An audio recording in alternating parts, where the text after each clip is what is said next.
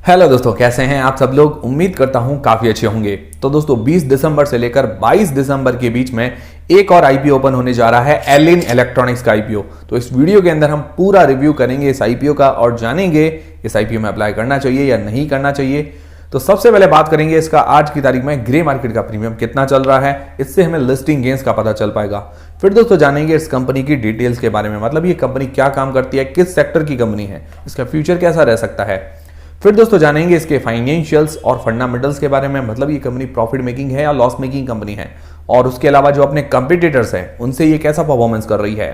फिर दोस्तों जानेंगे इस आईपीओ की डिटेल्स के बारे में और अंत में मैं आपको बताऊंगा कि इस आईपीओ में अप्लाई करना चाहिए या नहीं करना चाहिए, और करे तो लिस्टिंग गेन्स के हिसाब से या लॉन्ग टर्म के हिसाब से। सारी चीजें इस वीडियो के अंदर हम क्लियर करेंगे। वीडियो शुरू करने से पहले टेलीग्राम, इंस्टाग्राम और फ्री में डीमेट अकाउंट सबकी लिंक आपको डिस्क्रिप्शन के अंदर मिल जाएगी।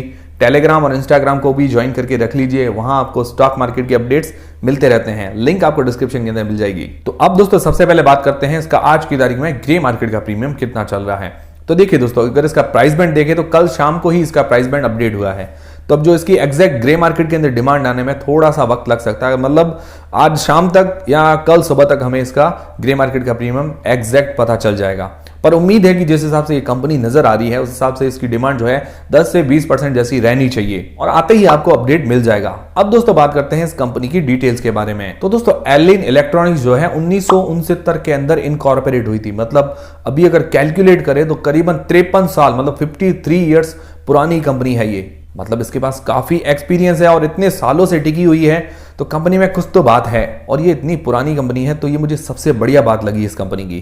तो दोस्तों ये लीडिंग इलेक्ट्रॉनिक्स मैन्युफैक्चरर कंपनी है, मतलब इलेक्ट्रॉनिक मैन्युफैक्चरिंग सर्विस ये प्रोवाइड करवाती है, जिसको ईएमएस बोलते हैं। मतलब ये इलेक्ट्रॉनिक मैन्युफैक्चरिंग के अंदर एक तो ओरिजिनल इक्विपमेंट मैन्युफैक्चरर है जिसको ओईएम बोलते हैं, दूसरा है ओरिजिनल डिजाइन मैन्युफैक्चरर जिसको ओडीएम बोलते हैं। अब ये क्या होता है, मतलब देखिए दोस्तों, जो भी बड़ी बड़ी इलेक्ट्रॉनिक्स कंपनी, आपने बड़ी बड़ी इलेक्ट्रॉनिक्स कंपनी का नाम सुना होगा, उषा है, आईएफबी है, ये अपने जो भी प्रोडक्ट्स होते हैं, जैसे उषा अपने पंखे वगैरह है, मिक्सर ग्राइंडर है, तो ऐसी बड़ी बड़ी जो कंपनीज है उनकी चीजें मैन्युफैक्चर करके देती है, उनके पार्ट्स मैन्युफैक्चर करके देती है, उनकी कंपोनेंट्स मैन्युफैक्चर करके देती है। क्योंकि हर बड़ी कंपनी हर जो अपना कंपोनेंट, हर पार्ट जो है खुद मैन्युफैक्चर नहीं करती, उसको किसी तीसरी कंपनी की जरूरत हमेशा रहती है। तो ये दूसरी कंपनीज को इलेक्ट्रॉनिक्स प्रोडक्ट्स मैन्युफैक्चर करके भी देती है और अपने खुद के नाम, मतलब एलिन नाम से भी अपने प्रोडक्ट्स सेल करती है। तो अब ये क्या क्या प्रोडक्ट्स बनाती है, तो अब देखिए, पहला तो बनाती है एलईडी लाइट्स। एलईडी लाइट्स के अंदर छोटे बल्ब आते हैं एलईडी के, और फ्लैश लाइट्स आती हैं, ट्यूब लाइट्स आती हैं, जितनी भी टाइप की लाइटें होती है वो ये मैन्युफैक्चर करती है। दूसरा आते हैं फैन, सारे टाइप्स के फैन, सीलिंग फैन है, टेबल फैन है, या कोई दूसरे टीडब्ल्यू टाइप के फैन है, तो ये सारे फैंस ही मैन्युफैक्चर करती है। मेन तो ये दो काम है। फिर दोस्तों ये स्विचेस मैन्युफैक्चर करती है, अलग अलग डिजाइन के स्विचेस वगैरह ये मैन्युफैक्चर करके देती है दूसरी कंपनीज को भी और अपने आप के लिए भी। फिर दोस्तों ये फ्रैक्शनल हॉर्स पावर जो मोटर्स होती है, मतलब कम हॉर्स पावर वाली जो मोटर होती है वो ये मैन्युफैक्चर करती है। और ये कम पावर वाली जो मोटर काम आती है मिक्सर के अंदर, ग्राइंडर के अंदर, एसी के अंदर, वॉशिंग मशीन के अंदर, चिमनी के अंदर, और भी काफी सारी जो घूमने वाली चीजें हैं उनके अंदर ये मोटर काम आती है। फिर दोस्तों ये ऑटोमोटिव कंपोनेंट्स मैन्युफैक्चर करके देती है। फिर दोस्तों ये होम अप्लायंसेस भी मैन्युफैक्चर करती है। होम अप्लायंसेस के अंदर मिक्सर है, ग्राइंडर है, हेयर ड्रायर है, ट्रिमर है, टोस्टर है, ऐसी काफी सारी चीजें ये मैन्युफैक्चर करती है, मतलब खुद के लिए भी और दूसरी कंपनीज के लिए भी। फिर दोस्तों मेटल शीट्स, जो कि ओवन वगैरह के अंदर मेटल शीट्स वगैरह काम आती है, वो भी ये कंपनियों को मैन्युफैक्चर करके देती है। तो दोस्तों ये सारे प्रोडक्ट्स खुद के लिए भी मैन्युफैक्चर करती है, मतलब एलिन नाम से ये सेल करती है, और उसके अलावा दूसरों के लिए भी मैन्युफैक्चर करके देती है। तो सिंपल भाषा में आपको समझ में आ गया ये कंपनी क्या काम करती है। अगर आपको समझ में आया है तो वीडियो को एक लाइक जरूर कीजिए, इससे हमें काफी मोटिवेशन मिलता है। अब दोस्तों इसका मार्केट शेयर देखते हैं कि अलग अलग सेगमेंट के अंदर इसका टोटल इंडिया के अंदर मार्केट शेयर कितना है। तो दोस्तों ये फ्रैक्शनल हॉर्स पावर मोटर्स जो मैन्युफैक्चर करती है उसके अंदर इंडिया के अंदर इसका 12% का मार्केट शेयर है, मतलब जितना भी इंडिया के अंदर फ्रैक्शनल मोटर्स मैन्युफैक्चर होती है उसके अंदर 12% हिस्सेदारी इसकी है।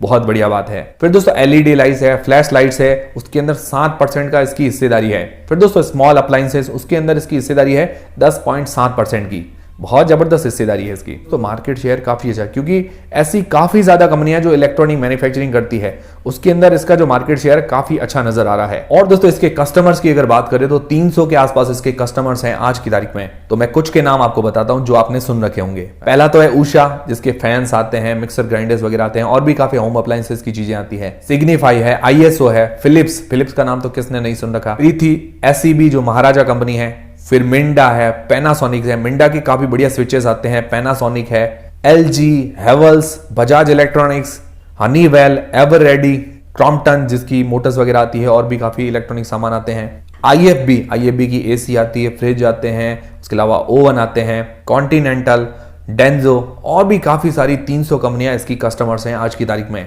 तो ये इनके लिए इलेक्ट्रॉनिक्स प्रोडक्ट्स मैन्युफैक्चर करके देती है, और इसकी टोटल 3 मैन्युफैक्चरिंग यूनिट्स हैं इंडिया के अंदर, एक तो यूपी गाजियाबाद के अंदर, और एक हिमाचल प्रदेश के अंदर, और एक गोवा के अंदर। तो दोस्तों कंपनी का काम शानदार नजर आ रहा है, इलेक्ट्रॉनिक मैन्युफैक्चरिंग ये करती है, ओईएम है और ओडीएम है, तो ये बहुत बढ़िया बात है। डिमांड इसकी अच्छी रहने वाली है, सेक्टर इसका बढ़िया है। पर दोस्तों इस सेक्टर के अंदर क्या है कि कंपटीशन बहुत ज्यादा है, इसकी जैसी बहुत सारी कंपनियां लिस्टेड भी है और अनलिस्टेड भी काफी सारी कंपनीज हैं, तो कंपटीशन बहुत ज्यादा है। कंपटीशन ज्यादा है तो क्या है कि हमें इसकी वैल्यूएशंस देखनी पड़ेगी, मतलब इसका किस प्राइस बैंड पर ये आईपीओ लेके आया है, किस प्राइस टू अर्निंग रेशियो पर अपना आईपीओ लेके आया है, वो हम देखेंगे तो हमें पता चल पाएगा कि इस फेयर वैल्यूएशंस है या नहीं है। तो उसके लिए क्या है कि हम इसके फाइनेंशियल्स और फंडामेंटल्स भी देख लेते हैं। तो दोस्तों अगर इसके फाइनेंशियल्स देखें तो 2019 से लेकर 2022 तक इसके एसेट्स जो हैं लगातार बढ़े हैं। फिर दोस्तों इसका रेवेन्यू देखें तो वो भी लगातार बढ़ रहा है, 2020 के अंदर थोड़ा डाउन हुआ था, पर उसके बाद लगातार वापस रिकवरी देखने को मिली है। 2022 के अंदर जो इसका रेवेन्यू है 1094 करोड़ रुपए का, मतलब लगभग 1100 करोड़ रुपए का। फिर दोस्तों प्रॉफिट आफ्टर टैक्स की बात करें तो वो भी लगातार बढ़ रहा है, और इसका प्रॉफिट है 2022 के अंदर करीब 39 करोड़ रुपए का, और इसके ऊपर आज की तारीख में उधारी मतलब जो डेप्ट है करीबन 100 करोड़ रुपए के आसपास की, जिसमें जो आईपीओ से पैसे जुटाए जाएंगे उसमें से 88 मतलब 88 करोड़ रुपीस जो है इसकी उधारी चुकाने के अंदर काम आएंगे। उसके बाद 12 करोड़ रुपए की उधारी रह जाएगी, तो इसका एनुअल प्रॉफिट 39 करोड़ रुपए को देखते हुए इसको ऑलमोस्ट हम डेट फ्री कंपनी मान सकते हैं। तो ये सबसे बढ़िया बात लगी कि फ्रेश इश्यू से अपनी उधारी चुका देगी। तो दोस्तों इसके फाइनेंशियल्स काफी अच्छे हैं, रेवेन्यू प्रॉफिट के अंदर अच्छी ग्रोथ है, जो डेप्ट है वो आईपीओ के पैसे जुटा दिया जाएगा, तो फाइनेंशियल्स अच्छे नजर आ रहे हैं। अब दोस्तों इसके प्राइस टू अर्निंग रेशियो और रेवेन्यू के हिसाब से भी इसको कंपेयर कर लेते हैं। तो अभी देखिए दोस्तों, अभी कायंस टेक्नोलॉजी का आईपीओ आया था, वो भी इसके जैसी सेम कंपनी है, पर वो महंगी वैल्यूएशन पर आया था, तभी कंपेयर करके भी देख लेते हैं। तो दोस्तों इसका रेवेन्यू है 2022 के अंदर करीबन 1095 करोड़ रुपए का, और इसका जो प्राइस टू अर्निंग रेशियो निकल कर आता है करीबन 25.76 का। और इसकी जैसी एक और कंपनी है डिक्सन टेक्नोलॉजीज, इसका रेवेन्यू है 10,700 करोड़ रुपए का, और इसका आज की तारीख में जो पीई है 106 का, उससे सस्ती वैल्यूएशंस पर है। फिर दोस्तों अंबर एंटरप्राइजेस, जिसका रेवेन्यू है 4,240 करोड़ रुपए का, और उसका जो प्राइस टू अर्निंग रेशियो आज की तारीख में है 52.5 का, तो इससे भी सस्ती वैल्यूएशंस पर है। फिर दोस्तों सिरमा एसजीएस, जिसका आईपीओ कुछ महीने पहले ही आया था, उसका रेवेन्यू है 1280 करोड़ रुपए का, लगभग बराबर मान सकते हैं, और उसका जो पीई है 68.3 का, मतलब सिरमा एसजीएस से भी सस्ती कंपनी है। फिर दोस्तों कायंस टेक्नोलॉजी का आईपीओ जो कि अभी ही आया था 103 का पीई है, काफी महंगी वैल्यूएशन है आज भी, और इसका जो रेवेन्यू है 710 करोड़ रुपए का, मतलब इससे छोटी कंपनी है पर इससे महंगी वैल्यूएशन पर है कायंस टेक्नोलॉजी। तो ओवरऑल सारी कंपनियों को देखते हुए 25.76 का पी काफी सही वैल्यूएशंस नजर आ रही है, मतलब सस्ती वैल्यूएशंस नजर आ रही है। मतलब काफी टाइम मैं बोल सकता हूं कोई ऐसी कंपनी आई है जो फेयर वैल्यूएशन, सस्ती वैल्यूएशंस पर आई है, जिस पर हम क्या है कि अप्लाई करेंगे तो लिस्टिंग गेन्स हमें आराम से देखते हुए मिलना चाहिए, और इसके अंदर लिस्टिंग गेन्स मिलने की पूरी संभावना नजर आ रही है, क्योंकि इन्होंने लिस्टिंग गैप भी छोड़ा है, सस्ती वैल्यूएशंस पर ये आईपीओ लेके आए हैं, तो ये बहुत अच्छी बात है। तो दोस्तों ये हो गए इसके फाइनेंशियल्स एंड फंडामेंटल्स। अब दोस्तों बात करते हैं इस आईपीओ की डिटेल्स के बारे में। तो दोस्तों ये आईपीओ जो ओपन होगा 20 दिसंबर से लेकर 22 दिसंबर के बीच में, और इसका जो प्राइस बैंड रखा गया है 234 रुपए से लेकर 247 रुपए के बीच में, बिल्कुल फेयर वैल्यूएशंस है, और ये 60 शेयर का लॉट है, और इसका जो टोटल इश्यू साइज है 475 करोड़ रुपए का। इसके अंदर फ्रेश मतलब जो नए शेयर जारी करेगी 175 करोड़ रुपए के, और उसमें से 88 करोड़ रुपए इसकी उधारी चुकाने के अंदर काम आएंगे, बाकी कंपनी की ग्रोथ के लिए खर्च होंगे। और 300 करोड़ रुपए का ऑफर फॉर सेल है, मतलब जो प्रमोटर्स है अपनी कुछ हिस्सेदारी बेचेंगे 300 करोड़ रुपए से, और इसका जो रिटेल पोर्शन 35% का रखा गया है। तो दोस्तों ये हो गई पूरे आईपीओ की डिटेल्स। अब दोस्तों मेन सवाल ये आता है कि इस आईपीओ में अप्लाई करना चाहिए या नहीं करना चाहिए, और करे तो लिस्टिंग गेन्स के हिसाब से या लॉन्ग टर्म के हिसाब से।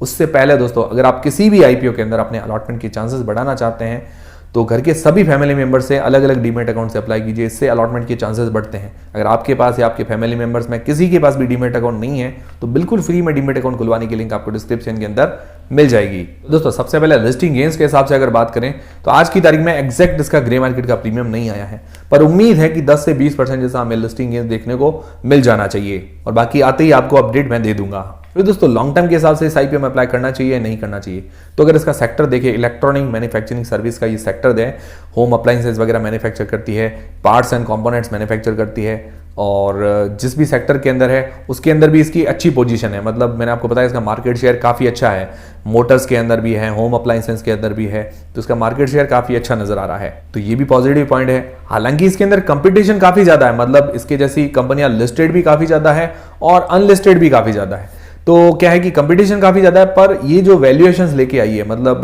25.76 की पी पर अपना जो आईपीओ लेके आई है, बिल्कुल फेयर वैल्यूएशंस है, सस्ती वैल्यूएशंस नजर आ रही है। अभी हमने कंपेयर भी किया बाकी कंपनी से, तो उनसे काफ़ी सस्ती वैल्यूएशंस पर थी, तो अप्लाई करना वाजिब बनता है, मतलब लॉन्ग टर्म में हमें अच्छा फायदा ये दे सकता है। और इसके फाइनेंशियल्स भी देखें तो फाइनेंशियल्स भी काफ़ी बढ़िया नजर आ रहे हैं, और इसके ऊपर जो डेप्थ है वो आईपीओ आने के बाद इसका डेप्थ भी चुका देंगे, तो मतलब ऑलमोस्ट डेप्थ फ्री ये कंपनी हो जाएगी उसके बाद। तो इसके जो सारे फैक्टर्स देखते हुए कंपनी काफ़ी बढ़िया नजर आ रही है लॉन्ग टर्म में अप्लाई करने के लिए। चाहे दोस्तों लिस्टिंग गेन्स मिले या ना मिले, मतलब अभी कंडीशन ऐसी कि लिस्टिंग गेन्स मिले या ना मिले, पर लॉन्ग टर्म के लिए बहुत ही अच्छी कंपनी ये नजर आ रही है। और पर्सनली अगर मेरी बात करें तो मैं लिस्टिंग गेन्स और लॉन्ग टर्म दोनों के लिए अप्लाई करने वाला हूं। और दोस्तों मुझे पता है ये वीडियो देखने के बाद आपका जो भी कंफ्यूजन है इस आईपीओ के लेकर वो दूर हो गया होगा। अगर दूर हुआ है तो क्या आप इस आईपीओ में अप्लाई करेंगे या नहीं करेंगे, और करेंगे तो लिस्टिंग गेन्स के हिसाब से या लॉन्ग टर्म के हिसाब से, मुझे कमेंट करके जरूर बताइएगा। और दोस्तों वीडियो अगर पसंद आया है तो वीडियो को एक लाइक जरूर कर दीजिए, इससे हमें काफी मोटिवेशन मिलता है। और दोस्तों टेलीग्राम, इंस्टाग्राम और फ्री में डीमेट अकाउंट सबकी लिंक डिस्क्रिप्शन के अंदर आपको मिल जाएगी। मिलते हैं दोस्तों अगले वीडियो के अंदर।